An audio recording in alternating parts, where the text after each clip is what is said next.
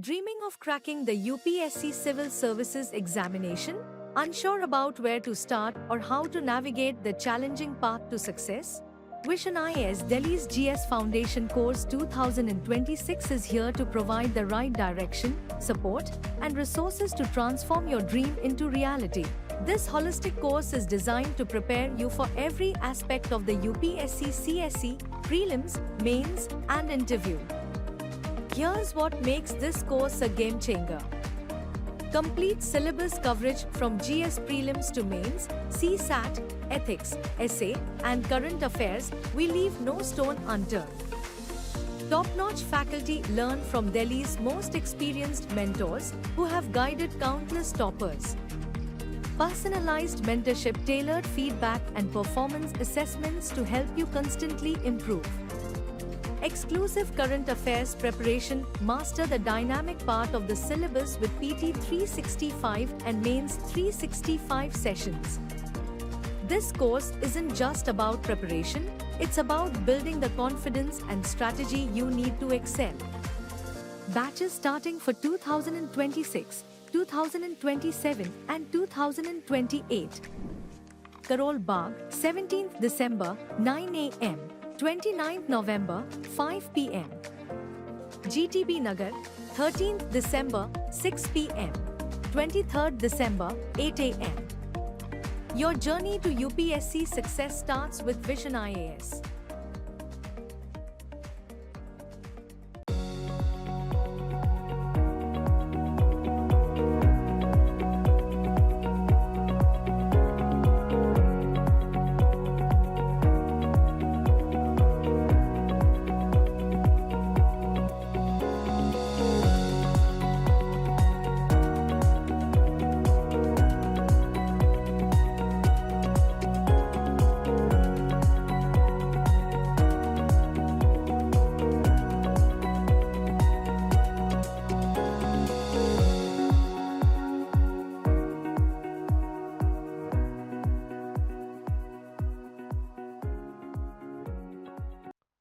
Okay, so we will today take up two aspects of governance, which will be useful to you in GS2 paper also, in ethics paper also, even otherwise also. You get to know what is happening in different areas. So you remember, those of you who were present in the last lecture, we talked about minimum government, maximum governance. And what was the second topic? Something to do with digital transformation, if I remember correctly. Do you remember? Any one of you had noted? Last ones. Two aspects of governance we had taken.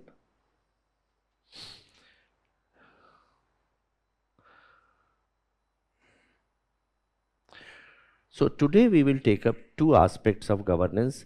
One is basically leadership, ethical leadership, the role of civil servant, how it has undergone a change because of digital transformation.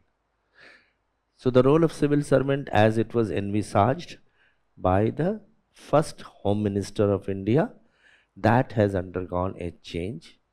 Earlier it was more of leadership, team building. Now, with digital transformation having taken place, there is a need for civil servants to be equipped with many skills, competencies, capacity building. Is it not? Now, a civil servant must know how to operate computer, must know how to make use of the digital tools which are available, how to store data, cyber crimes, privacy issues, algorithms, artificial intelligence, blockchain technology, all these things. So the role of civil servant has undergone a change. So we will, so what I plan to do is that I will talk about the general issues and then I will share with you the detailed notes also on that. so that you are, when you go back, you can read through those notes also. And please, again, at the cost of repetition, I would say that whatever we talk here, it is not a monologue. Please feel free to ask me anything which is not clear to you. So two things we will take up. One is the leadership issues, how it has undergone a change, civil servant. Second is local bodies. What are local bodies? Gram panchayats, urban local bodies, and so on. So how the 73rd, 74th Amendment has taken place, what effect it has got on the lives of the people, how decentralization has helped in the development scenario. Earlier it used to be top to bottom approach, now it is decision being taken at the grassroots level. So these are the two things which we will be talking about. So first thing first of all, ethical leadership in a tech-driven era. You remember I told you that the most important unique quality of a civil service is that a civil servant is able to occupy leadership positions at a very young age. So primarily the civil servant is a leader, but leadership has undergone a change because the entire world is witnessing a digital transformation. Everything is now becoming online, and particularly it has been precipitated because of one recent thing which happened, and that was what happened in the last 2-3 years which made this, pardon? AI, okay, AI, yes, use of AI because of something which happened, COVID-19. Because COVID-19, nobody was willing to touch because they were fearing that touching, aapko yaad hoga, even the lift button, we were not touching the lift button. With the help of a dot pen, we used to touch it. Within the lift also, there were places earmarked. One person will stand here, the other person will stand there. So the no touch thing has led to use of digitization, artificial intelligence, digital tools, because if it is online, you can do the same thing at home. So that is why COVID-19 accelerated the use of digitization in the day-to-day public service delivery. Do you agree with that? Okay, can you give me some examples how the digital technology or digital India helped in improved public service delivery during COVID-19?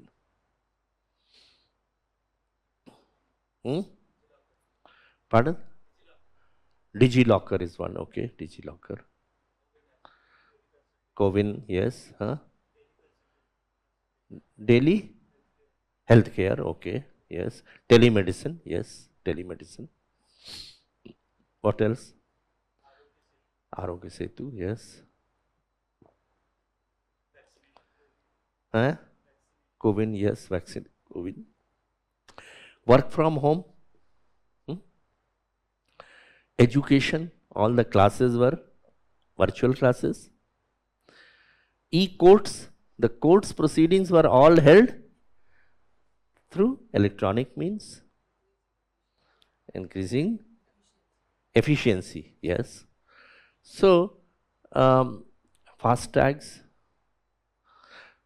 OTT, many things happened.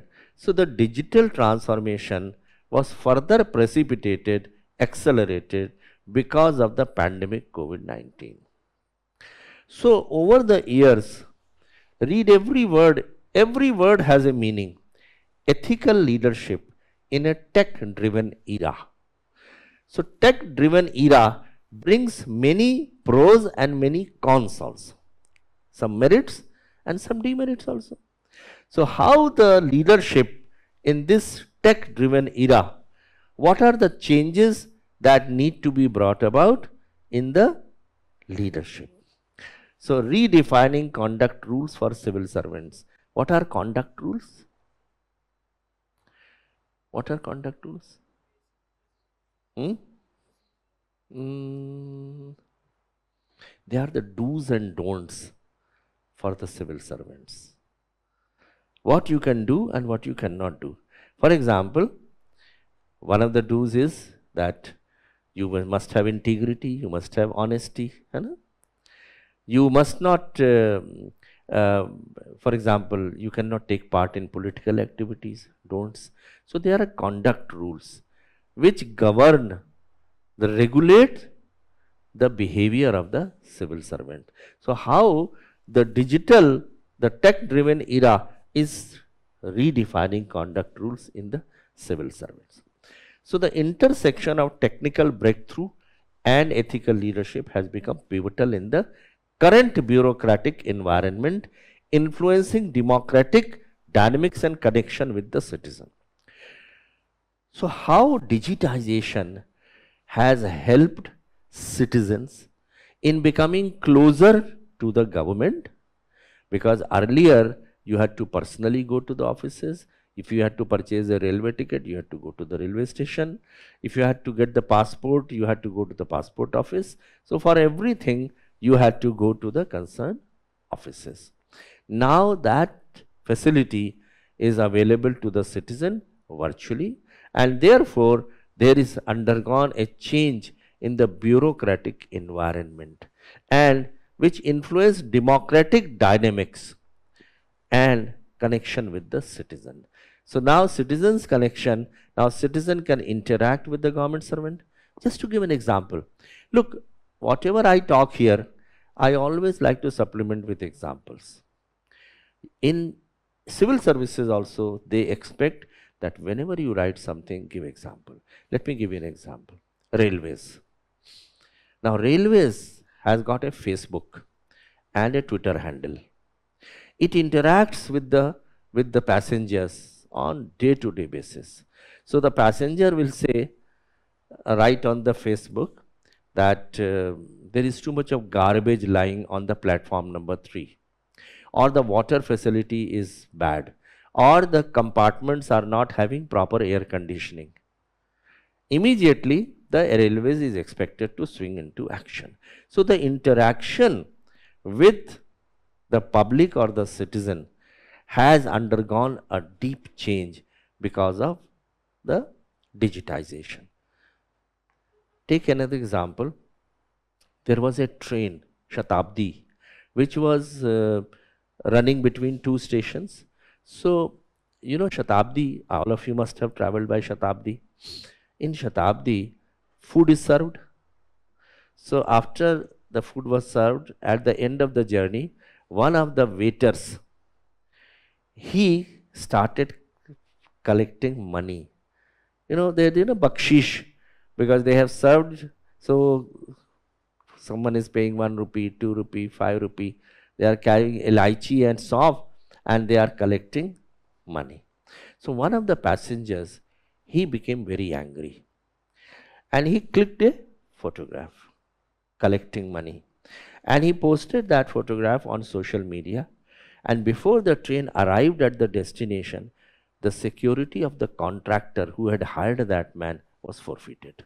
So this is how the interaction with the citizen has undergone a change. Earlier the citizen was not in a position to interact with the government. Now the government is listening to the citizens. Okay, they are able to interact, and that is why the role of civil servants has undergone a change, because now everything happens instantly. If a policeman is not wearing a helmet and driving a scooter, and if someone catches a photograph, you put it on the website or social media, immediately action has to be taken. So basically this paragraph means the intersection of technical breakthrough, this is technical breakthrough, and ethical leadership has become pivotal in the current bureaucratic environment. Influencing democratic dynamics. Democratic dynamics means basically Democracy is for the people, by the people. So you have to work for the citizen and connection with this. India has witnessed a paradigm shift. What is paradigm? Sudden. In governance with the adoption of technology. In areas such as digital payments, what are some of the digital payments apps? UPI, Bheem, in private sector, Google Pay and Paytm, all these. So it has undergone a change, adoption of technology, digital payments, e-governance platforms, and artificial intelligence.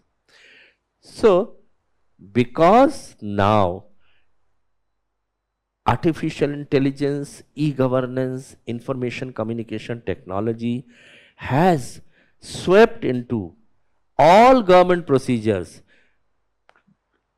In past, if you had to get a scheduled caste certificate or a backward class certificate or an income certificate, there was a procedure. You will stand in the line, you will go to the offices. Now you can apply online, you can get practically everything online.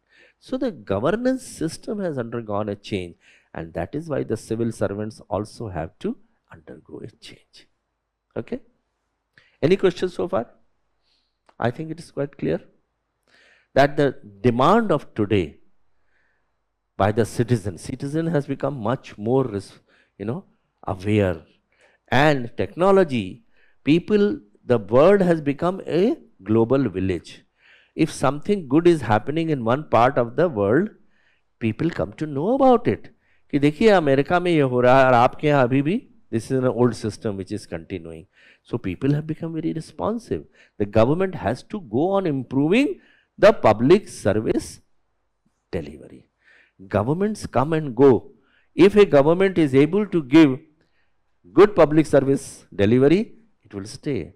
If it is not in a position to deliver the services, it will be gone after 5 years. So therefore, just like governments have to respond to the citizen, the people who run the government, basically the political executive and the permanent executive. So political executive means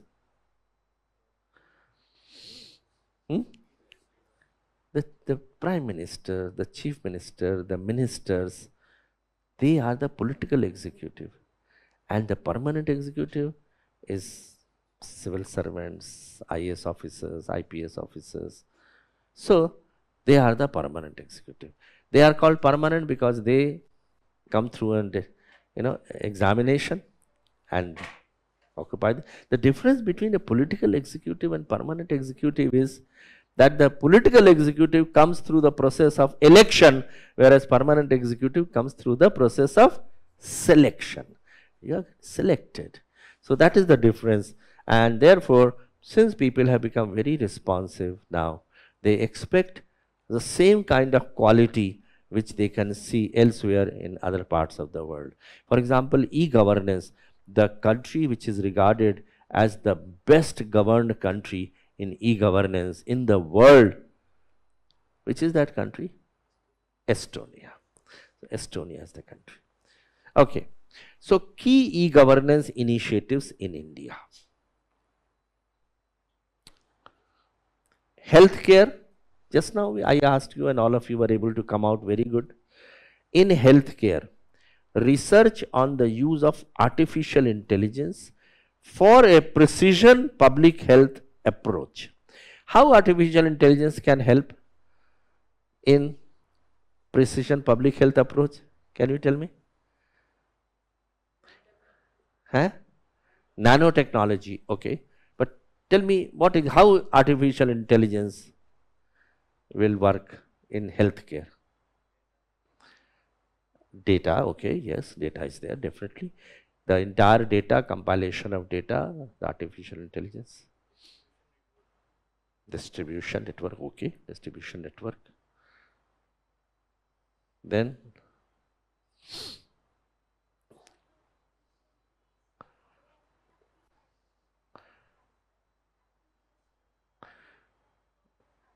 Yes. So recently the cancer has been detected at the first stage by the artificial intelligence. So artificial intelligence, because of huge amount of data, will be able to come out with a fair diagnosis, of the patient.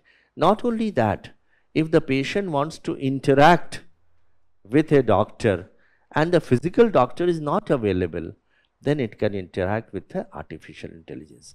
In the edtech sector, even Vision IAS is going to introduce artificial intelligence very shortly, where the students, all of you, will be in a position to get your queries answered through artificial intelligence.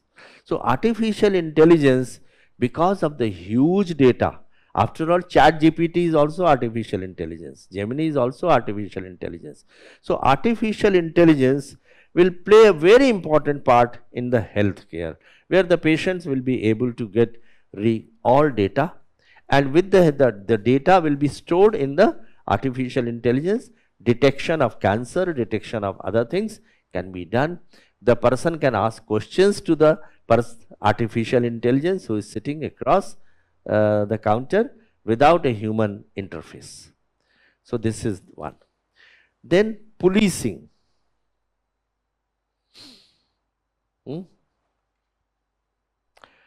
Police will be able to pinpoint, face recognition techniques will be there.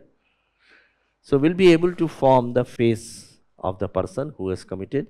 For example, someone has committed a theft or a murder or something, then those people who were bystanders, so they will ask them, can you tell us some of the important things about that person?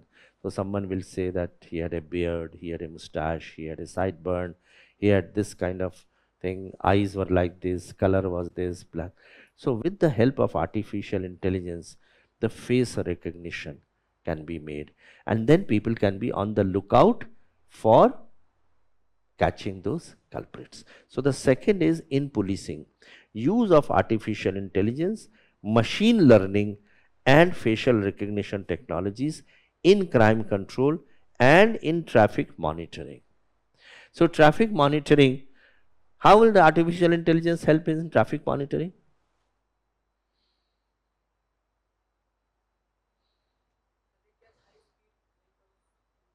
Okay, catching the high speed vehicles, that is one, definitely. What else? Supposing there is congestion on certain roads, artificial intelligence will immediately send flash messages, don't go on such roads, there is much greater amount of traffic, follow this other road. So artificial intelligence is going to be the future in respect of all things, isn't it? So traffic control, high speed. By the way, the measuring of the speed of a vehicle, which principle of physics is applied for that? You must be seeing that policemen hold a gun type of thing, Doppler effect. So Doppler effect is the physics, the basic principle which helps in ascertaining the speed of the vehicles. So artificial intelligence in healthcare. So this is one is in healthcare. Third is education. Diksha. So Diksha, a platform for students and teachers to achieve learning goals. So we are talking about e-governance initiatives in India. What others are there? Tell me now. PPT will tell you only some other things, but you know much more also. What are the e-governance initiatives in India? Come on. Okay, tell me verbally now. What are the other e-governance initiatives? First of all, let me ask you one very basic question. What are the 5 pillars of e-governance? 5 things which are necessary for any e-governance initiative. What you are going to learn in this class is not only theory, but the overall thing. Your perception, your understanding should improve. I don't only impart bookish knowledge, but I try to tell you through the practical things what you will ultimately face and will be helpful. What are the 5 pillars? They are called 5 C's. 5 C's are necessary for e-governance. First of all, tell me what is E in the e-governance? Electronic governance, okay. Now tell me, from e-governance we have now traveled to M-governance. What is that? What is M-governance? Mobile governance. Now practically everything is on the mobile. So from e-governance to the mobile governance. So I was talking to you about the 5 C's which are basic requirement for any e-governance project. C's, 5 C's. Tell me, come on. What are the 5 C's?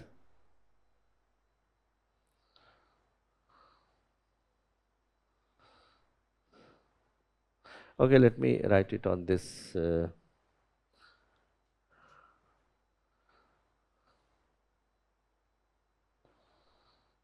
Correct. Okay.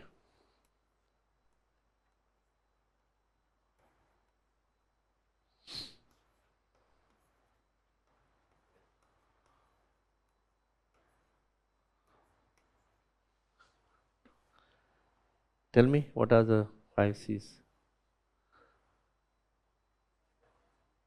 Number 1, citizen-centric. Okay, yeah, we are near that, but first of all, tell me the first C which is necessary. Citizen is, yes, third thing is related to citizen, but the first thing, first C,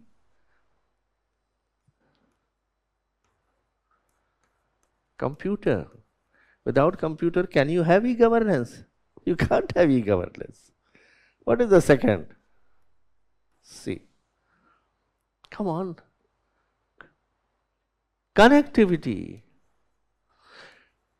So it has to be either LAN or it should be internet. Some connectivity is required. The third thing which you were saying was citizen. So it is basically the citizen. Fourth, or also like consumer, which is going to use that. Fourth,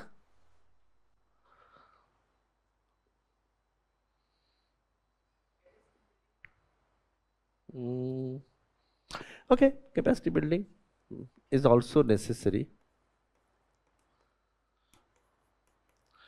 But something which is extremely important, what is transferred from one place to another? What is that C? Something has to be transferred from the government to the citizen, from the citizen to the government. What is that C?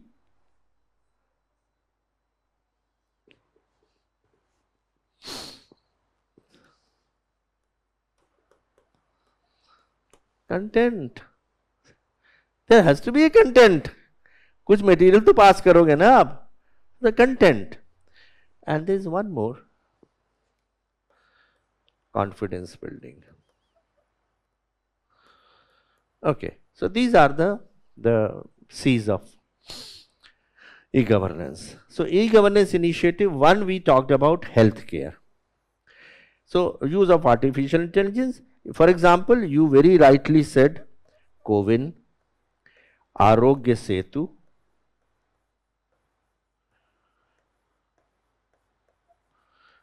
telemedicine,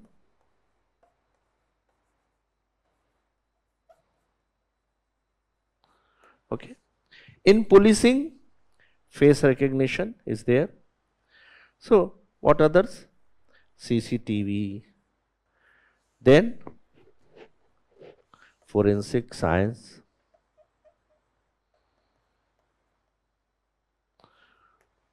social media profiling,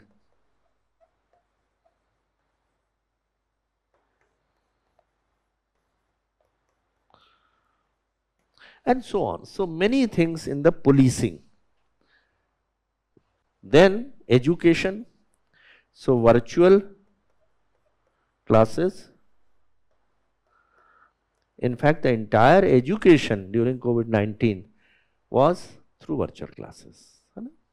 So these are the main sectors: education, policing, healthcare, but there were others. What else? Okay, agriculture, yes, correct. So the prices of commodities, weather information,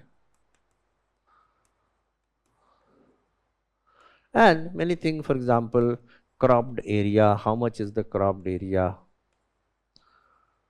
satellite imaging,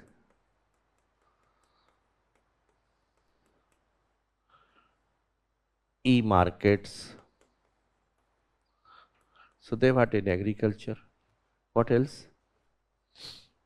Hmm? E-governance is actually use of information technology. So which are the sectors where it was used? Any other sector? Okay, transport is there.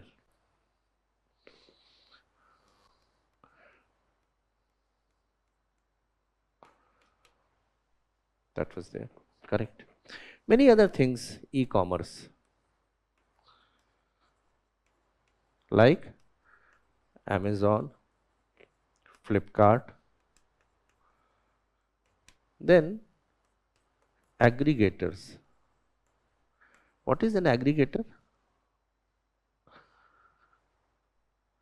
Come on.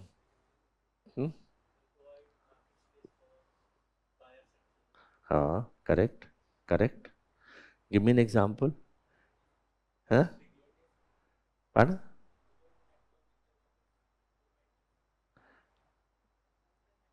Open network. Okay. So just an example, aggregator. Blinkit, Swiggy, Zomato, and two in the transport sector, Ola and Uber.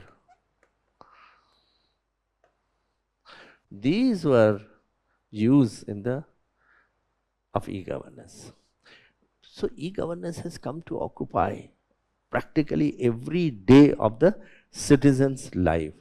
And that is why the civil servants have to be equipped with knowledge about e-governance, Digital India. And that is why Narendra Modi launched the Digital India campaign at the outlay of about 1 lakh crores of rupees. And there were 9 pillars. You go back and read those 9 pillars. 9 pillars of Digital India, how they are so important. 9 pillars of Digital India.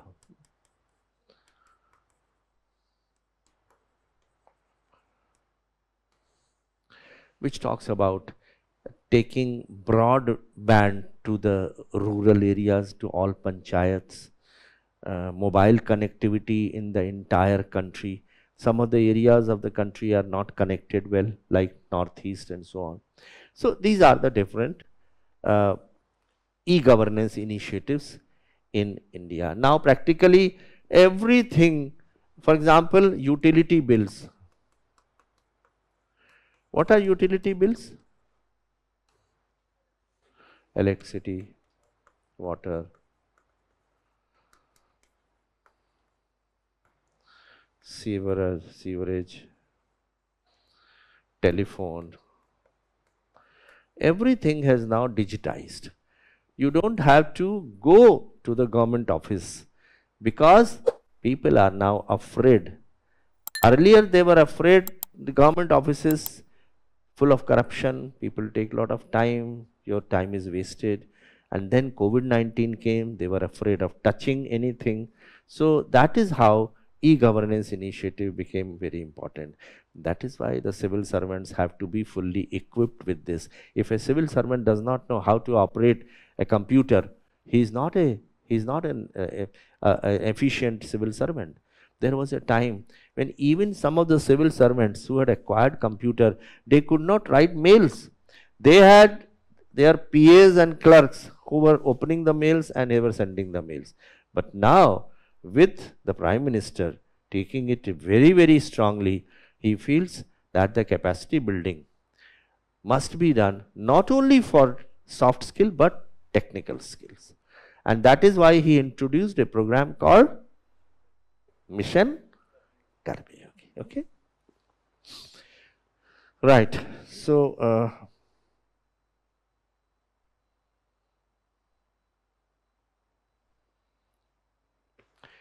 Aadhaar. Aadhaar is one of the great initiatives of this country. Now practically everything is linked with Aadhaar.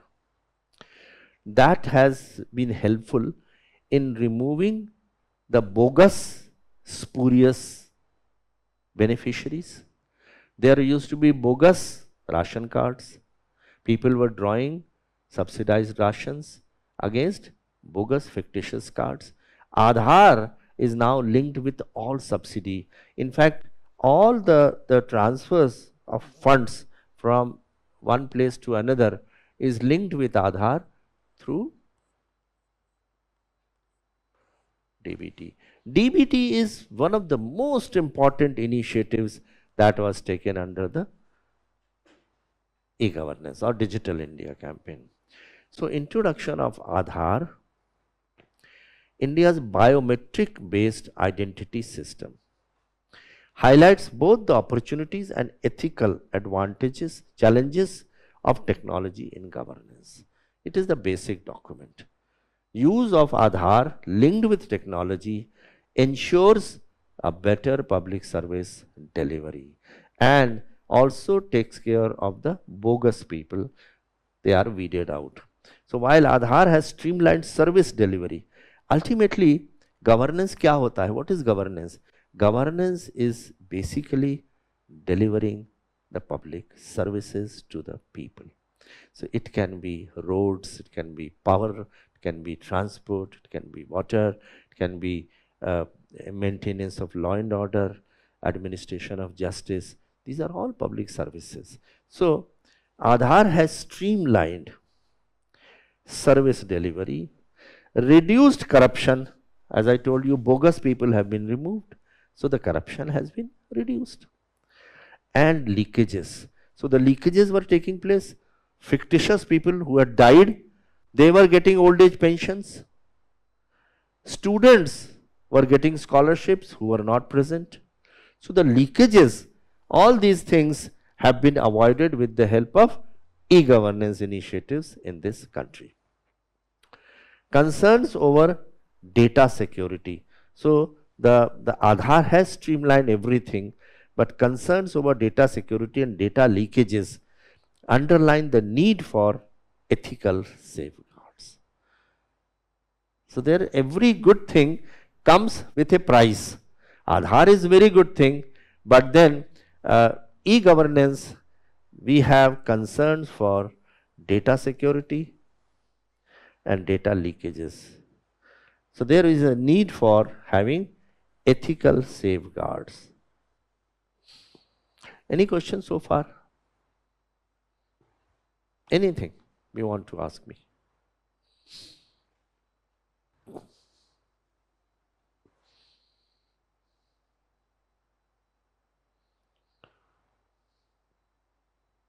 Are you struggling to complete your syllabus for the UPSC Prelims and Mains 2025?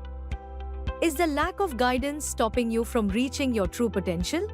Vision IS brings to you a dedicated, personalized mentoring solution to transform your prelims and mains journey.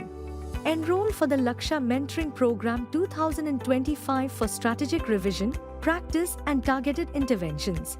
Attain high scores with key skill developments such as concept mastery, problem solving, answer writing, and time management techniques. Embark on your preparation journey with Lakshya Integrated Mentoring Program starting from 21st November. This comprehensive program offers unified mentoring for both prelims and mains 2025. Lakshya Prelims Mentoring Program 2025 starting from 29th November. Intensive program focusing on prelims 2025 preparation.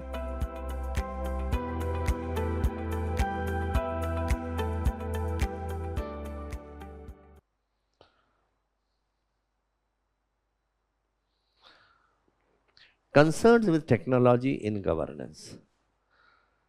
So what are the concerns? You see, our topic today is how leadership has to undergo a change because of advent of technology. Okay. So the technology, there are concerns. One is data privacy and security. So since anything in the virtual world has known to everyone. For example, even mobile phones can be tapped, and in the virtual world the data can be tapped. So their data privacy, particularly the concern which was raised by Government of India with Facebook and Twitter, that you are handling so much of data and you are in a way using or misusing that data, isn't it? The Facebook proprietor, who is the name? He was called by a committee of member of parliaments to address and give answers to the questions. What is this data privacy? How are you handling it? So data privacy and security, that is one thing. Because data leakages sometimes take place. Many times, for example, I'm so sure you must have seen some of the films in the Hollywood where the entire electricity system of a city was controlled by some goons, some cyber, hooligans, and they switched off the entire electricity system because that was related to the cyber issues. And then they blackmailed the government that we will not restore. In banks also, you see. So the people withdraw the money because you must have seen recently many things happen. I don't know whether you are aware about these frauds which are taking place. So someone will ring you up, and I recently saw an advertisement where a lady who has lost her father, she was standing in a hospital, and since now all kinds of services are being provided, so funeral service, she looked up at Google and found out a funeral service, which can take care of all things like a single window system, arranging a pandit, booking the cremation ground, arranging for the material, everything. So the person on the other side said, when she said, I have lost my father, so she said, we are very sorry to learn that. So don't worry, we will help you out in every way. So we will arrange all these things, pandits and everything. And you just have to deposit a security of 5,000 rupees. Rest of the things we will settle later, but you deposit it, we are sending you a link. And she went to that link, and the entire bank account, the entire money was gone. Going in front of her eyes, 15,000 gone, 25,000, 30,000. The entire account was empty. She was left with 500 rupees. I know many examples. Some of my known people, they will get a telephone call that you have not deposited an amount of paltry 200 rupees electricity bill. So 9 p.m. the electricity shall be cut off. Now who remembers whether I have deposited 200 rupees or not? So he became very, very jittery. So he said, sir, this only 200 is there, but you deposit it, we will ensure that this is done. So he said, all right, I will deposit it through GPay or something. No, sir, I'm sending you a link. You go that link immediately. And the same thing happened. He went to the link, the entire money was.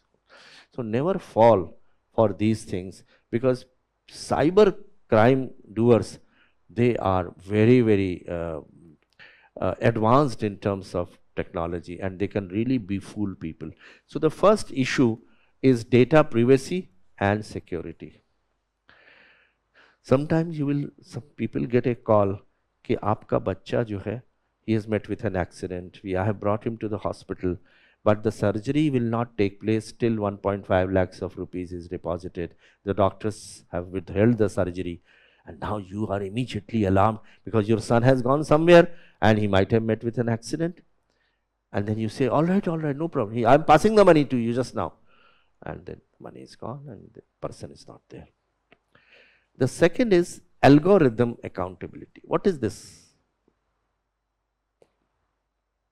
What is the meaning of algorithmic accountability?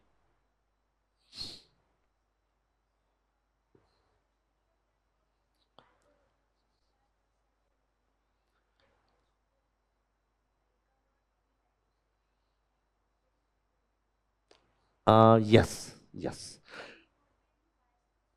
yes. Algorithm is a kind of a formula or hypothesis. You base certain principles on certain principle. That principle may go wrong, particularly, for example, where certain things which are otherwise handled manually. But if you put an algorithm may have bias in it. For example, it can be biased against women. It can be biased against scheduled castes. So, algorithm is a basic principle which is used in artificial intelligence. So, algorithm must be devoid of any biasness. So, algorithm accountability is a must. The algorithm, can you look up now and define algorithm accountability? Just look at Google now and see what is the definition of algorithmic accountability. Procrastination, never do that. Never postpone anything. If I have asked you something, look at it now. You will be richer by one more word. Otherwise, you will postpone it. You will never look into that. What is algorithmic accountability?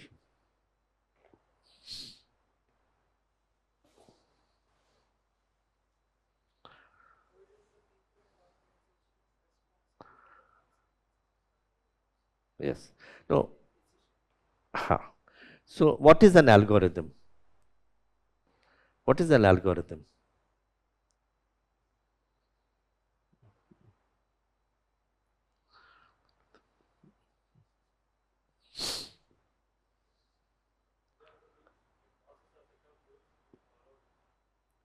Yes. So, whatever is generally done manually, now the artificial intelligence, you feed an algorithm in that on certain presumptions. That algorithm may or may not be totally impartial. So, if it has got a biasness in favor of something, then the accountability issues come. For example, it may be biased in the sense that jobs, the women should not be offered the job of clerks or officers or in army or in navy. So that is a wrong algorithm which has been used. So there is a biasness there. So algorithm, because artificial intelligence uses algorithms, so you have to be very careful in making algorithms which are totally neutral and without any biases. So that is why this accountability word comes, that the algorithm must be accountable. What is digital divide?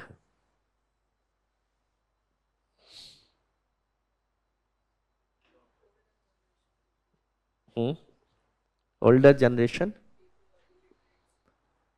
Yeah, not only older generation, say rural people. They don't have the digital knowledge. So there is a digital divide. There are some group of people who are very well versed with digital transformation, but some people are not. For example, you give a debit card to a ruralite. He may not be in a position to even know how to operate that debit card or a credit card.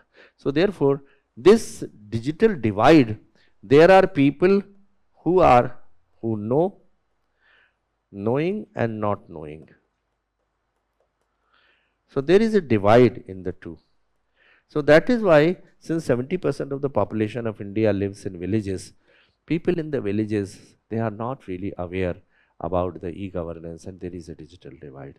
That is why Narendra Modi, one of the most important pillars which it introduced in the digital India, was to take broadband highways to the panchayats. How many panchayats are there in the country?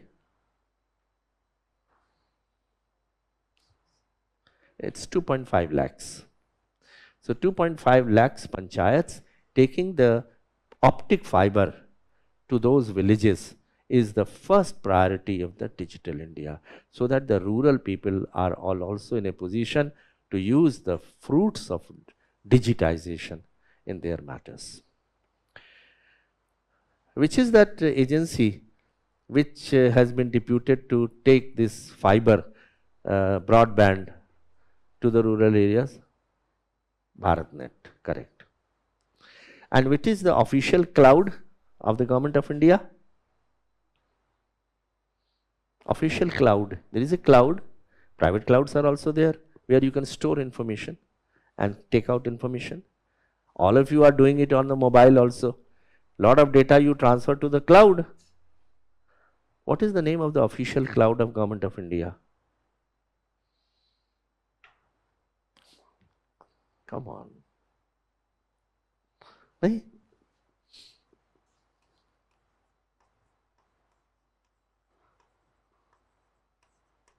Meghraj. Meghraj is the name of the official cloud of the Government of India. Okay? Right. And then social media conduct. Again, it is with great concern because social media otherwise has got many positives, but there are many negatives.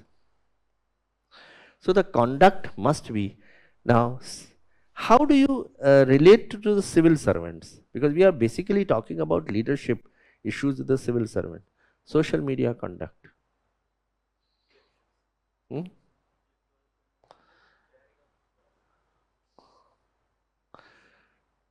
The civil servants are using social media for their own popularity. And that has raised a concern with the government because they feel that the bureaucrats, the civil servant, should use social media only for official purposes. But you have civil servants who are using social media to propagate their own popularity. So you have a lady civil service officer who will carry the child in her lap and give a speech or take part in the meetings and put it on the social media. Look, women empowered. Or someone, who will put a show on the social media, baby showers. Now, all these things are concerned for the government because what happens is then the civil servants become more concerned about ki mere followers kitne hai, how many followers do I have, rather than concentrating on the work. So that is why social media conduct is also an important part in the governance. Is it clear? So one is data privacy and security of the data, huge amount of data, algorithmic accountability, digital divide, rural areas suffer. Lastly, violation of civil service rules. Social media conduct also implies sometimes between communities, religions. What is the happen? There is a hatred spread, fake news. So this social media conduct, this is again a very important part, and which leads to the violation of civil service values, because civil servants become more concerned how to be on the social media always. And Sardar Patel never wanted that. He always said that the civil servant must be faceless, anonymous.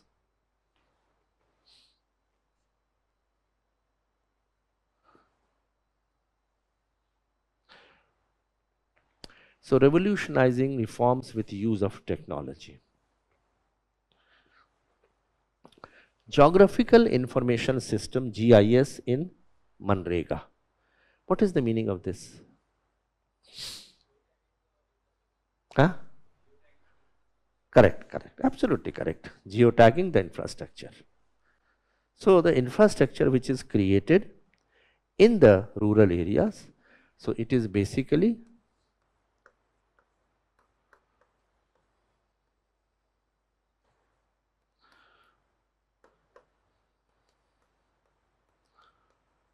what can it be? It can be roads,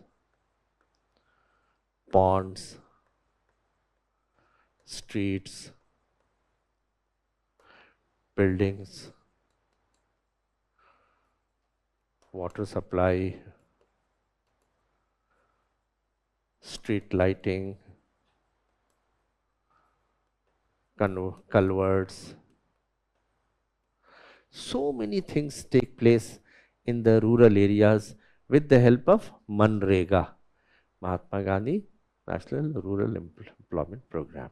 So geotagging of the assets, so that you know that this particular asset has been created, so you geotag it.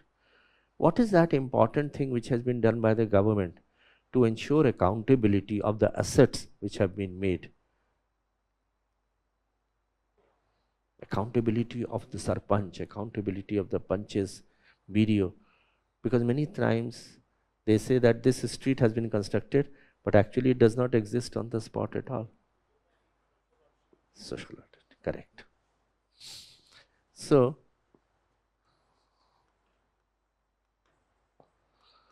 audit is a measure to ensure accountability. So, technology has been used for geotagging of infrastructure, which ensures a better accountability. That is one. Blockchain for land records.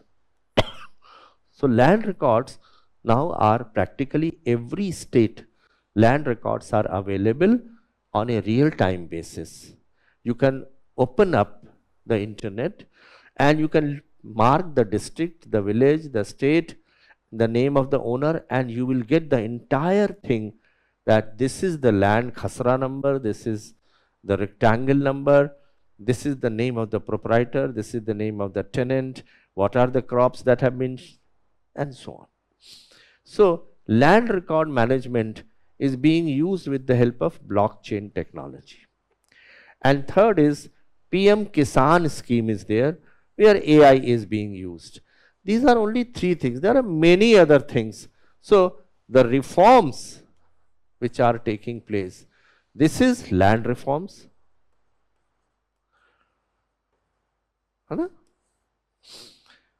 So, here this is for agricultural reforms, the farmers reforms, and here it is reforms in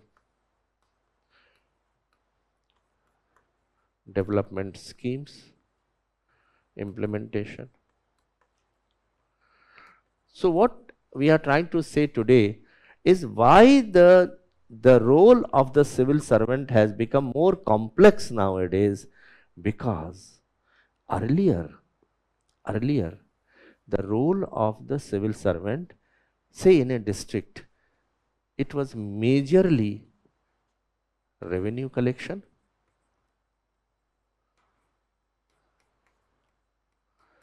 or law and order. That was the role of the civil servant in a district.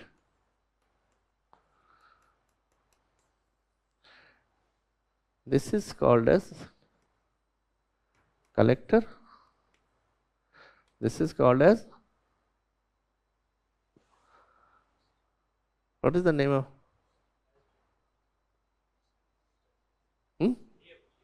There.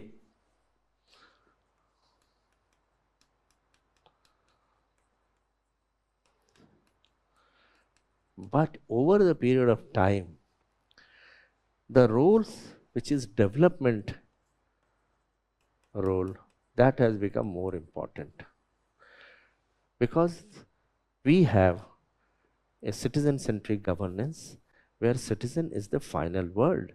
All schemes and programs are aimed at improving the lives of the citizen of this country. So this role, which is development role, he is called as DC. What is DC? Yeah, it's called Deputy Commissioner. Deputy.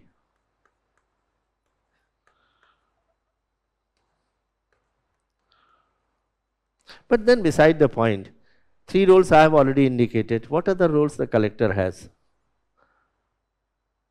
This is an interview, famous interview question which I keep on asking at the UPSC. One is revenue collection as collector. One is law and order, magistrate, district magistrate.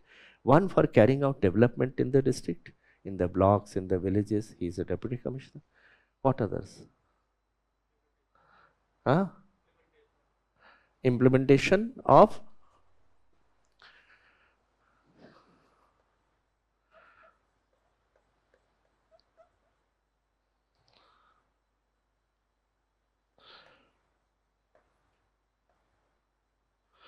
government schemes, programs,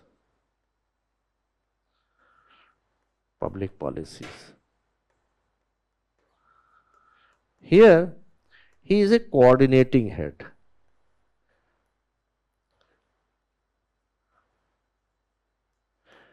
For example, midday meal, right to education, pension scheme for the senior citizens or for widows, Beti Bachao, Beti Padhao, Swachh Bharat, Pradhan Mantri Awas Yojana. So he is now engaged in the implementation of government schemes. What other functions are there? Okay.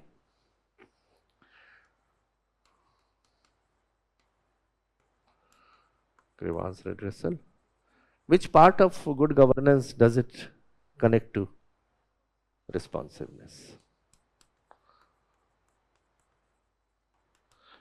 Then what other functions are there? One very important function. Very important function. Which you witness almost after every 5 years. Elections. He is the district election officer. And then protocol. So when a VVIP comes, he has to receive the VVIP. Census. The census has to be carried out. So these are the different roles assigned to the same person. So the same person now, because of technology, he or she requires a change in the perception, change in the knowledge, change in the skills. So when I say PM Kisan scheme, when you go back to your house, do look at PM Kisan scheme. Now, why I'm telling you? Because Google, you will find all schemes, programs and public policies which have been brought about by this government post 2014. Make a study about that. There are almost 100 schemes which they have launched. So, Ujjwala is one of them, Swachh Bharat is another, Pradhan Mantri Awas Yojana, Atal Pension Yojana, then you have Ujala Yojana, Ayushman Bharat. So, go through all those things, because in the interview also these questions are asked, and in the mains also. They are very helpful in supplementing your answers by giving examples.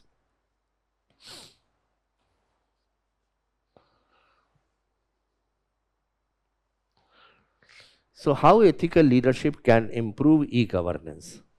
So the ethical leadership can improve e-governance. How? Number one, promotes transparency. How ethical leadership can improve e-governance?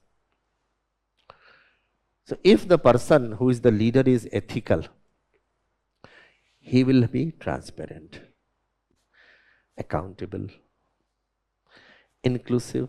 Remember, this again is a part of good governance. Good governance is the basic thing which you must know. This is also part of good governance. This is also part of good governance. And strengthening public trust is again responsiveness. So responsiveness, inclusivity, accountability, transparency, all these things are inbuilt in the ethical leadership. A leader who is ethical, he or she will be transparent. Whatever is inside will be outside, no hidden agenda. He will be accountable, he or she, accountable to the people because he is a public servant. Public servant is accountable to the public. He has to have inclusivity. That is, he must take people along, the weaker section, backward classes, scheduled classes, scheduled tribes, women, children, senior citizen. That is inclusivity. And then public trust he has to earn. That is through grievance redressal. That is through responsiveness. So if you have ethical leadership, it will ensure the following, and it is going to, e-governance takes care. You see, e-governance automatically means transparency. E-governance takes care of accountability. E-governance takes care of inclusivity because it does not have any bias against any person. It treats everyone the same. And people have a greater trust. You remember the last C of the 5 C's was confidence building. E-governance inspires confidence because a person who is manually handling things, he or she may have certain biases. But a machine or a software and a hardware will not have any biases as such unless the algorithm is wrong itself. Okay? So therefore, these are all interrelated. Ethical leadership, these qualities, e-governance. If you have ethical leadership, it will improve e-governance. It will also promote transparency and so on. Is it clear?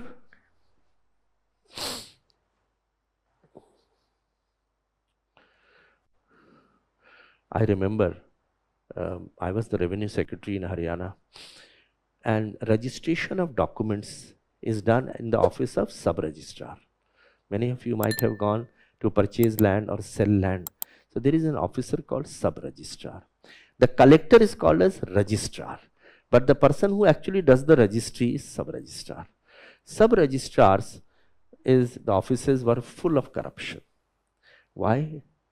Do you know what used to happen about 10 years back? You bring, there is a seller,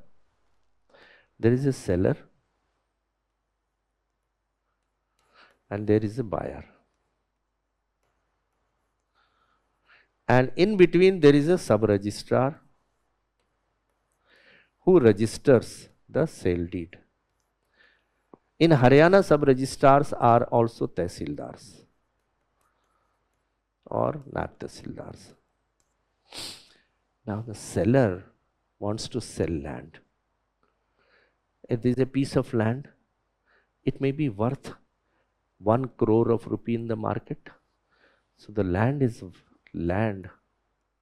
worth rupees 1 crore. Market price. Now whenever, government has different sources of revenue. One source is, that is there. But in sale of land, what is the tax which is paid? Stamp duty. So the stamp duty, generally it varies from state to state. It's a state subject. Supposing it is 5%. So what is 5% of 1 crore? 5 lakhs.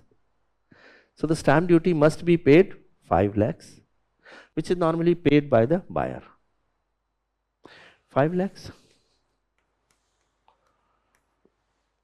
Now, these 3 people, they join hands. Sub-registrar says, why are you showing this land to be worth 1 crore? Make it 50 lakhs. You will be saving 2.5 lakhs in the stamp duty. And whichever you are saving, pass on part of it to me also. And therefore, who ultimately loses then? Government. Because government, instead of getting 5 lakhs, will get 2.5 lakhs. Because this fellow is in cahoots, he is in complicity. He has said, no, it is not 1 crore, it is 50 lakhs only. So what happened? We introduced computerization. we had two softwares. One was related to revenue, one was related to registration of document. So we fixed a collector rate, which is also called a circle rate. So circle rate means, supposing in Rajendra Nagar a land is to be sold, so there is a minimum circle rate which is fixed, that the land will not be less than this. So supposing we pay, say, the 5 crores for is the circle rate for one canal. Supposing, hypothetically, it will be much more. So then what will happen? Nobody can go below the level of 5 crores. So whether the sub-registrar wants it or not, he will not be in a position to go below 5 crores. So it can go higher, but minimum 5 crores, the stamp duty on 5 crores will be coming to the government. So therefore, e-governance brings about greater public trust, inclusivity, accountability, transparency, and also less corruption. So this is how e-governance has helped. So when I introduced this, the person who maximum opposed, that person was the sub-registrar of Gurugram, because maximum land deals take place in Gurugram. He was very, nahi sir, iski koi zarurat nahi hai, everything is going on fine and so on, because they would be losing revenue, their own personal things. So e-governance, if the ethical leadership is there, he will say, no, nothing doing. We will have to use e-governance, which will in turn ensure transparency. Everyone knows about it, that this is the stamp duty you have to pay. Accountability to the government. Inclusivity. It will act in the same manner to the poor person also and to the wealthy person also. And it will strengthen public trust. Because now public will not be guided by the whims and fancies of the sub-registrar. Okay? I hope this example will make it clear. So few examples of ethical leadership in civil services. TN session. Sridharan was also known as Metro Man of India. He was in the Ministry of Railways. Practically all metros have been, he has spearheaded that. TN session revolutionized the election process. He put a fear in the minds of the political parties and officers. You know, two things which he did. One was, because elections are ultimately conducted by the officers of the state government. State karti hai. So the state governments, the disciplining authority for state government official is the state government, chief minister, chief secretary. He said no. TN session said, as long as the election process is on, they will be on deputation to the election commission. What is the meaning of that?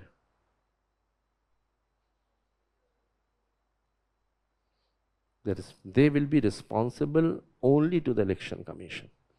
Whatever election commission says, they will have to abide. If they don't, the disciplining authority is also the election commission of India. So he can be suspended, he can be removed.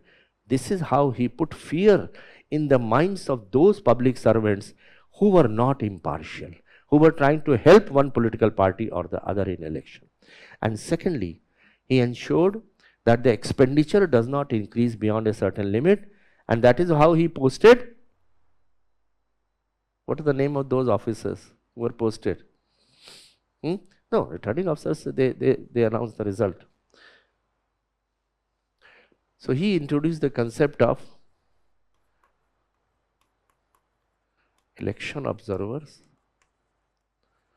and expenditure observers. You know, election observers are generally IAS officers serving, and these are IRS officers, income tax serving. So they calculate the amount of money which is spent by a candidate on the election, and there is a limit. So if they say, oh, there are so many banners, he has used so many vehicles, that report goes to the election commission. The person can be, he can be totally banned for years to come because he has violated the code of conduct. So he put fears in the minds of the people. That is why he was jokingly called as, TN Session was jokingly called as, because he put fears in the minds of the people. What was he called? Come on. TN Session, he was called as Alsatian dog. Alsatian, it's a very ferocious dog. He said, I'm an Alsatian, I'm not Session. I eat the political persons in my breakfast. So he really revolutionized. So one person can bring about that change. Raja Ram Mohan Rai brought about that change. Chanakya brought about a change. Ishwarchand Vidyasagar brought about a change. Sardar Patel brought about a change. Gandhiji brought about a change. Vivekanand brought about a change. Martin Luther King brought about a change. Nelson Mandela brought about a change. Abraham Lincoln brought about a change. Everyone, can bring about a change. TN Session, and then Sridharan again was, who introduced the metro everywhere.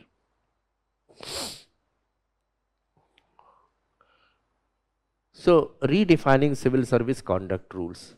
Now that the technology has come to occupy a very important place, so we have to redefine the role of the civil servant, who must be adept in everything, not only the issues, soft skills, but also technical skills.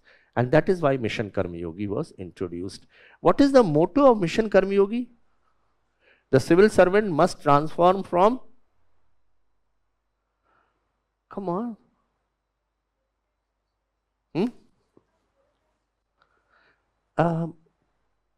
okay, but there's something specifically which Narendra Modi said.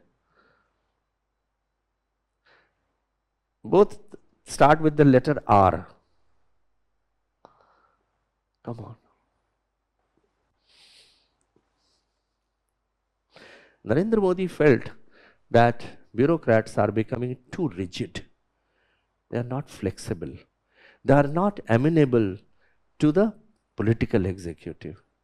So he said there must be a transition. We got from the Britishers, everything was rule bound. So the Narendra Modi said there is a now need to change from rule based to role based governance. So from rule based, it should be role based. One should not be too rigid. One should be flexible, isn't it? And that is why Narendra Modi also introduced a term, which is that the bureaucrat is supposed to dispose of the file. But if you rearrange the word file, it becomes life. So he said, behind every citizen, when you are signing on the file, every file represents a citizen. It can be an industrialist, it can be a laborer, it can be a woman, it can be a farmer. Every file has a citizen's life behind it. So he said, whenever you dispose of the file, always keep at the center that this is the life of a citizen which is getting affected, and then you take that decision. So file to life. So the redefining civil services, incorporating digital ethics training. So ethics training we already impart, but digital ethics. So when we talk about cyber data preservation, cyber privacy, cyber crimes, so that is, they say that we must redefine civil services, including in the conduct rules. The conduct rules were made in 1965. So they say that now there is a need to bring a change in the conduct rules because of the changing scenario. So they said, incorporating digital ethics training, Data stewardship. What is data stewardship? Data protection. You must act as the steward, trustees of the data. You have lot of data, but you must preserve that. It should not be leaked out. So data stewardship. Addressing algorithm bias. So while making the algorithm, because artificial intelligence will necessarily involve an algorithm. So algorithm bias should not be there. One should do the algorithm, prepare it very carefully. That will be possible only when the civil servant undergoes a training. That is why capacity building is, in fact, I often am tempted to use a formula which is IT is equal to IT plus IT plus IT. Have you heard about this formula? What is this IT? First, left side, India's transformation.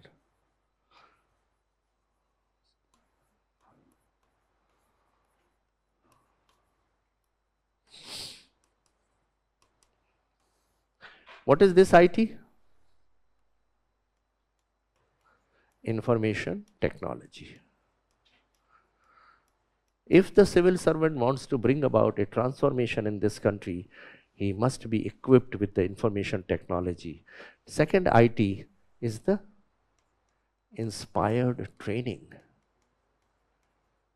So, capacity building. From time to time, the civil servant must move with latest things which are happening. That is through training, capacity building. That is why IAS officers, and for that matter all officers, all of you, when you will enter the civil service, you will be assigned training every 2 years. You will be going and visiting some of the best institutions in this country. Tata Institute of Fundamental Research, it can be Administrative Staff College of India, the best institution. 1 week, 15 days, 1 month training will be imparted to you. That is to keep pace with what is happening in the world. That is the second IT. And the third IT is inner transformation, which is what Narendra Modi says, that it should not be rule based, but it should be role based. So try to be empathetic to others, compassionate to the others. Don't be so rigid that you go only by rules. You know, when you go only by rules, then objectivity is ensured. Objectivity is an important basic quality of a civil servant, objectivity, but objectivity alone will not help. You must have other values also. What other values is very necessary along with objectivity? Start with the letter C. Compassion. So objectivity is in good, but it should not be blind. There must be compassion. So, algorithm bias, establishing guidelines for social media usage, because social media is misused many times. So therefore, civil service conduct rules must incorporate the guidelines where the civil servant can use social media and where he should not use social media. The fourth is accountability mechanisms must be strengthened. So people must be held liable. They must be told that this is what you have to achieve, and if you don't achieve, you will be taken to task. What happens, many other people, no action is taken. They do a lot of wrong things, but the accountability mechanism in our country is not very strong. Even the cases remain pending in the courts so many years. So this is how the civil service conduct rule. Number one, digital ethics training. Training, again, as I told you, was second IT, isn't it? Digital stewardship, algorithm bias, social media usage, and accountability mechanisms. Any questions for this so far?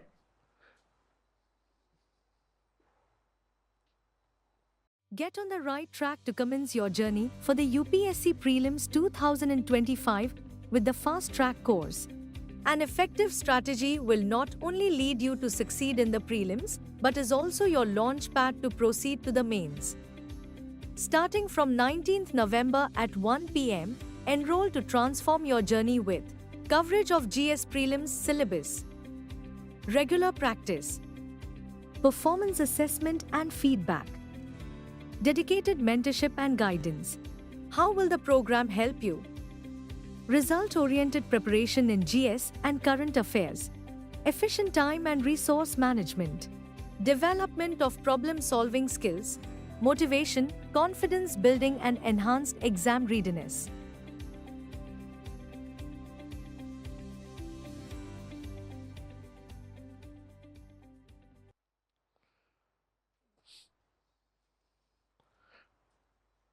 Steps taken to strengthen the functioning of civil services.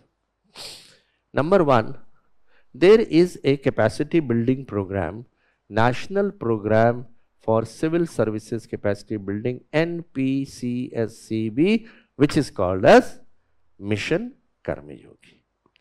Number two, Integrated Government Online Training, IGOT.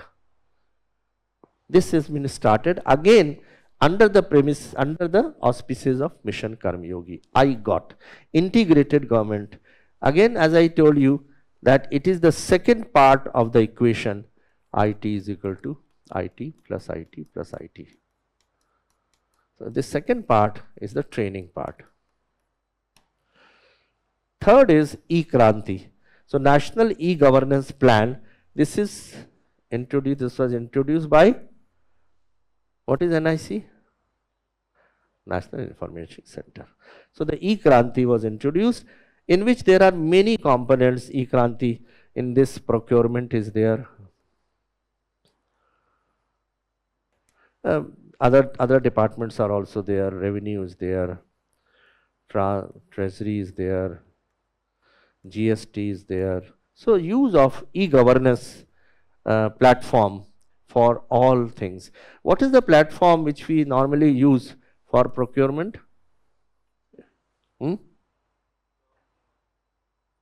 Government?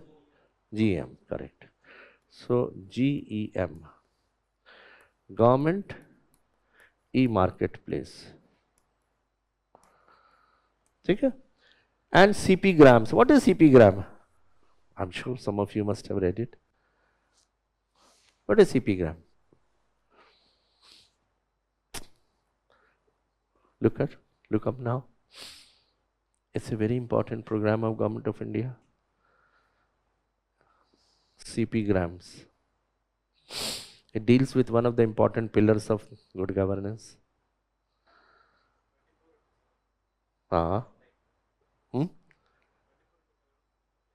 Complaints.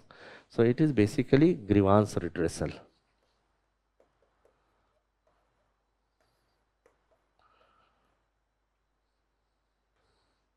Which is a part of responsiveness. So 24/7 you can lodge a complaint against any government department. So these are steps taken to strengthen.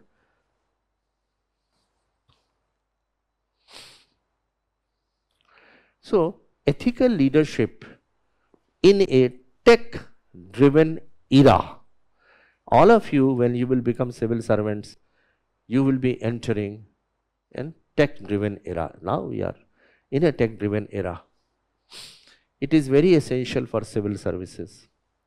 As technology redefines governance, conduct rules must evolve to address ethical dilemmas, fostering a culture of integrity, transparency, and inclusivity. So on one hand, you have to have these values. On the other hand, technology has its own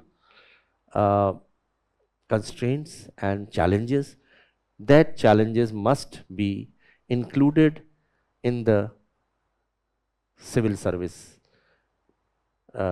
day-to-day working, how he governs So technology is essential for a civil servant, and we are in a tech-driven era. So anyone who says that I will not be able to do myself, he is not a civil servant in that sense, because civil servant is expected to know each and everything. Now, I will show you one particular four-quadrant thing which you might not have studied anywhere. But why the skills and values? Values are accountability, transparency, honesty, integrity, which we talked about. Look at this diagram, which you will find very useful. I have divided all the people in this world. They fall in one of the four quadrants. On the horizontal axis is the skills.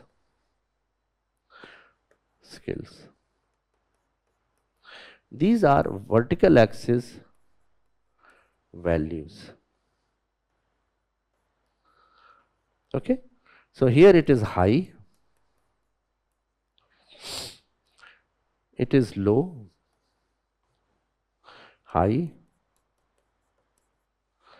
low. So, and as far as value is concerned, low, high. So let me explain this thing.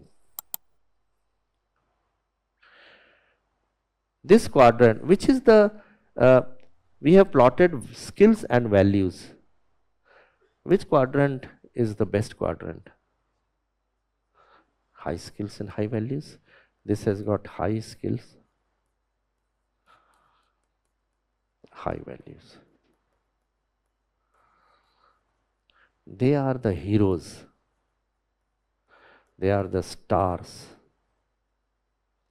They carry the burden of the government or an organization on their shoulders. People like some of the people in the public domain, APJ, Abdul Kalam, Vikram Sarabhai, Ratan Tata, JRD Tata, Homi Jahangir Bhabha, C.V. Raman, Sridharan. They belong to this category, high skills and high values. They are the best. So people who have very high values and very high skills, they are the best, isn't it? And then there is another category of people who are the worst. Who are the worst? So,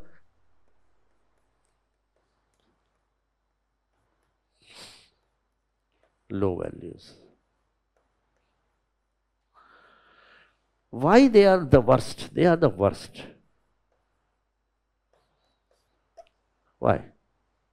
They are dangerous people. Why? They will misuse their skills towards gain which are unethical. People like Harshad Mehta, Ketan Parekh, Vijay Mallya, Nirav Modi, Choksi, Natwar Lal, Charles Shobraj. These are the people who have very high skills but very low values. So they use their skills towards ends which are not high value, low values. And then there is another category which is low values, low skills, low values.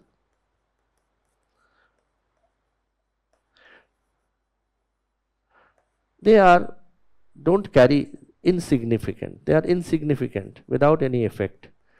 Because they don't have skill, they don't have values, but they are not as dangerous. Why? They lack skills. So they are having low values, but they don't have skills. So they don't damage the organization, isn't it? There will be people, many people in this low values, low skills. And then there is a high skills, low skills, high values. So some people have very high values, but they don't have skills. Now imagine yourself, you should be in this quadrant, high skills, high values. But once you achieve that quadrant, you should take people from this quadrant to that quadrant and this quadrant to this quadrant. These people are incorrigibles. इनको नहीं बदल सकते आप. But you can definitely help these two people. So the aim should be, you go to the high skills and high values and then take these people who are your subordinates. They should also get skills. And then ultimately, I come up with an equation. The power of a civil servant